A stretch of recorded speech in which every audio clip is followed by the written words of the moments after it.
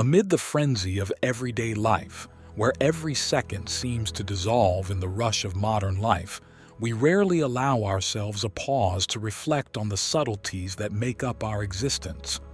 It's as if we're constantly looking for the next step, the next achievement, forgetting that true wealth often lies in the spaces between the moments. I'd say it's as if we were drowning in tasks, but we don't realize that the ocean is much vaster than we imagine. How many times during the week do we find ourselves immersed in a routine that unfolds almost automatically? We wake up, fulfill our obligations, face challenges, and, at the end of the day, pick up the pieces of lost moments. But what if, in the midst of this incessant cycle, there is a way to enter the deepest recesses of our existence? So today, I invite you to dive into a different journey, a journey of reflection and introspection. I propose a deliberate pause, after all, in the midst of the rush that often obscures essential issues. When was the last time we simply paused and took a simple breath? Among the daily tasks, we forget to ask ourselves about the purpose behind everything we do. So today, will be a conversation without ready-made formulas or immediate answers. I would like to invite each of you to dive into this dialogue about life and its mysteries, so that together we can unravel the layers that often go unnoticed. Perhaps today I won't bring you definitive answers, but maybe I can open the door to really meaningful questions. After all, this is a journey of reflection and introspection, right? So let's explore the labyrinths of our existence, looking beyond the surface and trying to understand what really matters. After all, life is much more than a succession of events. It's a collection of experiences, emotions, and relationships. When we think about the complexities of life, we are faced with a vast, but at the same time, delicate territory. It's as if we're on a journey through an unknown map without fully understanding our surroundings. And it is here that we inevitably come up against the margins of mortality, a frontier that awakens profound questions about the meaning of life. After all, what is life without the counterpoint of finitude? The simple mention of death can evoke feelings of anguish and discomfort, because confronting finitude is a challenge for the human mind. But it is precisely this awareness that offers us a clear perspective on the way we choose to live our lives. The perception of death is not uniform. Each mind is a unique universe, responding differently to the understanding of each passing moment. To understand how our brains work out this complex reality is to take the first steps towards unraveling the mysteries of human consciousness. When we confront the idea of mortality, various regions of the brain go into action. Warning signals are triggered, causing anxiety in the face of the unknown. Meanwhile, our most rational part tries to decipher and contextualize this information. But I believe that the awareness of mortality can also act as an impetus for the search for meaning, stimulating creativity and innovation, all so that we can have a more fulfilling existence. Reflecting on death is like entering a vast library where philosophers throughout history have recorded their peculiar views on this inescapable enigma. Some saw death as the great equalizer, the event that, at the end of all journeys, would level all human experiences. Others saw it as an ally in the search for truth, a wise counselor who illuminates the brevity of existence. And when we analyze these perspectives, we come across ancient wisdom that resonates through the centuries. Plato, for example, saw death as the liberation of the soul from the body, a journey towards the realm of eternal ideas. Aristotle, on the other hand, saw death as the final destination to be accepted with resignation, an intrinsic part of the cosmic order.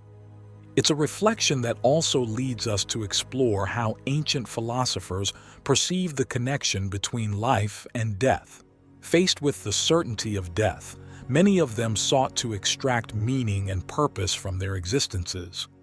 Some of the Stoic philosophy, argued that accepting mortality is the first step towards transcending trivial concerns and focusing on what we can control, our actions and attitudes. The transition from life to death, from the perspective of these thinkers, becomes an opportunity to deepen our understanding of what really matters. Because in a world saturated with distractions, awareness of finitude can be the compass that guides our choices and encourages us to live meaningfully. These are perspectives that invite us to transcend the fear of death and to embrace our life's journey as a catalyst for a more authentic and fulfilling existence. Various ancient cultures treasured over the centuries have offered unique views on life and death.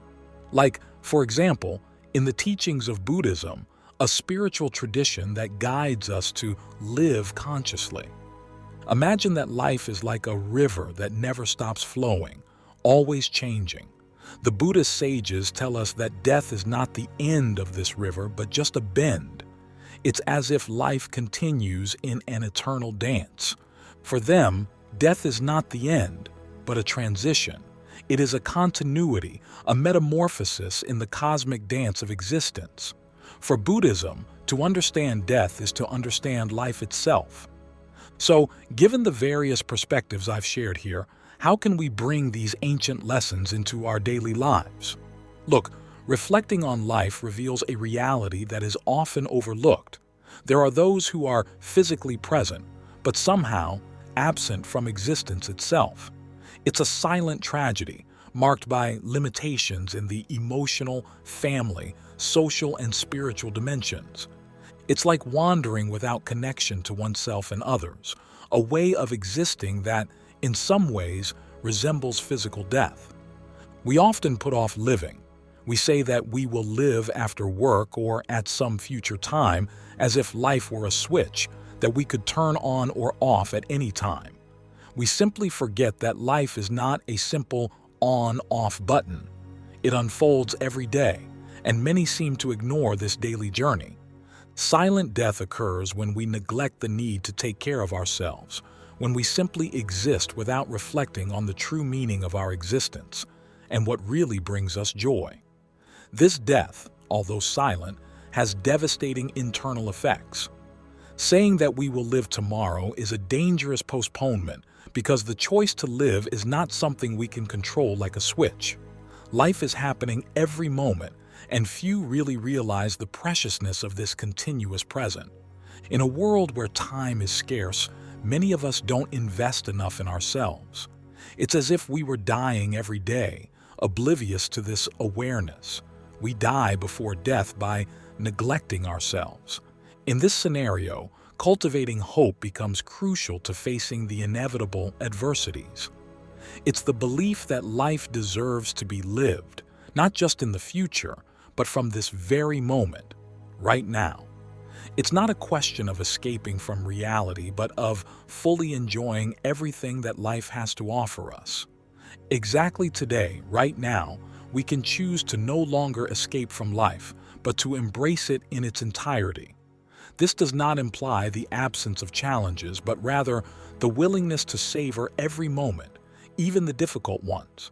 After all, it is in the challenges that we find opportunities to grow, learn, and, above all, live fully. With this perspective, we start to care more about the people around us. It's as if we're living in a way that's more connected to the whole. So, I believe that expanding our compassion is something really enriching in our journey. It's a way of living consciously, not just for ourselves, but in harmony with the universe around us. Since we'll all face death one day, why not enjoy the here and now? Why not enjoy the present moment? And to connect with the now, there's nothing better than practicing mindfulness, which is a way of paying attention to the present without worrying too much about the future or getting stuck in the past. It's like taking a break to enjoy the now. Instead of worrying too much about the future, we can just focus on the present. We can do our best now, and the future will take care of itself. Wouldn't it be better that way? Things are as they are, so there's no point in fighting the inevitable. We can embrace reality, our present moment, and find peace in acceptance. In this way, we bring wisdom and peace into our daily lives, creating a lighter and more peaceful journey.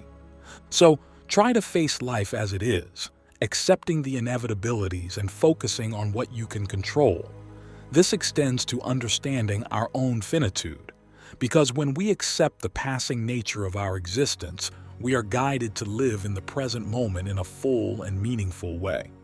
After all, embracing the now also means building a legacy of meaningful experiences that transcend life itself. Life, in its essence, is permeated with uncertainty, and this is an aspect that is intertwined in a complex way with our perception of mortality.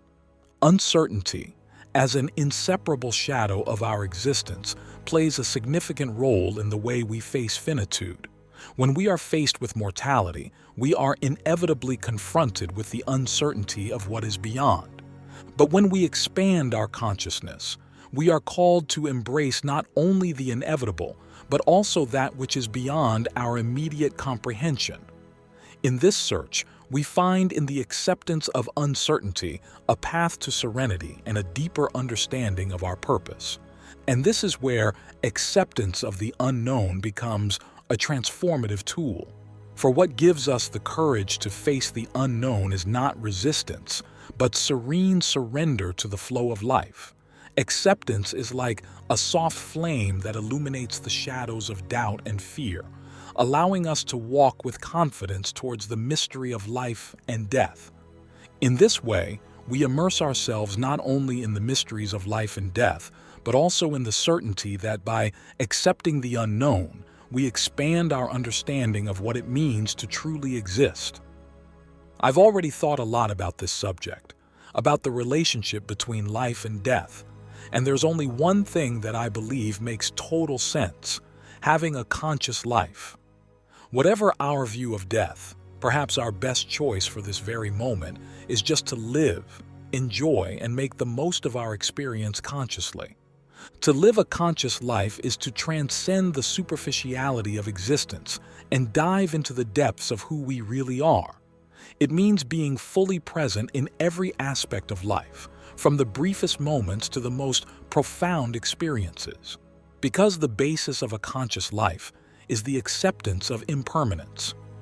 Understanding that everything in life is transitory frees us from the grip of fear and anxiety. Having a conscious life is learning to value each moment, recognizing the unique beauty that is even in the momentary. Having a conscious life is embracing the totality of our human experience. It's living authentically, connected to the essence of who we are and to the richness of the world around us. It's discovering that true plenitude is found not just in observing life, but in consciously participating in its eternal movement. This awareness is connected to every aspect of our daily lives. Whether you're brushing your teeth or even walking, be fully present. So, feel the breeze as you walk, feel the ground beneath your feet. In every interaction in our routine, it is essential to be authentically present. These practices, apparently simple, transform our routine into sacred rituals, reminding us of the preciousness of each breath, of each moment. So may we, from now on, not just observe, but consciously participate in the eternal movement of life, recognizing the unique beauty that is in every moment, in every detail.